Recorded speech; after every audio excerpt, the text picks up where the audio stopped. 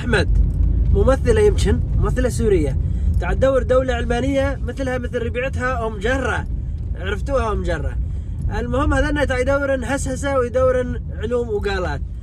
المهم حبيبتي ما بي دولة علمانية وروح نبلطن البحر أنت وربيعتك والعجيانة طالعين معاك مظاهرات ويدورون هسهسة كلياتكم.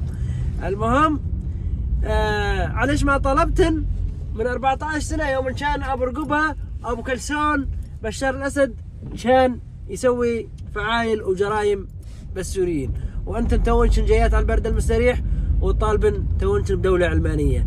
ليش ما طلبتن على دور أبو رقبة أبو شحاطة؟ ليش ما طالبتن على دوره؟ جايات الحز لأنه جماعة كويسين ومحترمين استلمهم ولسه عماله حقهم يستلمون ويحطون ايديهم على الحكومة وكل شيء. بلشتن تونشن تطلع لسه ما حدا عز امهات الشهداء، لسه جرح سوريا ما طاب، لسه يا امهات هسسه الدور هسسه.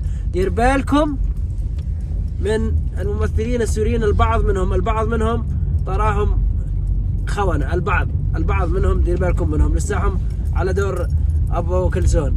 المهم ونطلب من الحكومة جديدة زاد تغير لنا الموظفين بالسفارات، كل الموظفين كلياتهم قولا واحدا شباب غيروا لنا اياهم، لانهم لساهم على دور ابو كلسون ومعاملتهم بعنجفيه. غيروا لنا اياهم، جيبوا لنا ناس جدد نتفاهم معاهم ويتفاهمون معانا من الشعب السوري منا وبينا، عرفتوا شلون؟ اخوتنا وكذا.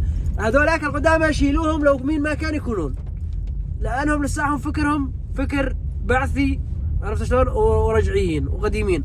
غيرونها وجيبوهم تتفاهم معاهم، وهذول امهات هسسه انتم تعرفون تتصرفون معاهن. اي دولة هسسه، عرفت على شلون؟ تعرفون انتم شغلكم وتعرفون ما بده حدا يعلمكم، كل شيء تدور هسسه هسسوا لها. والسلام عليكم.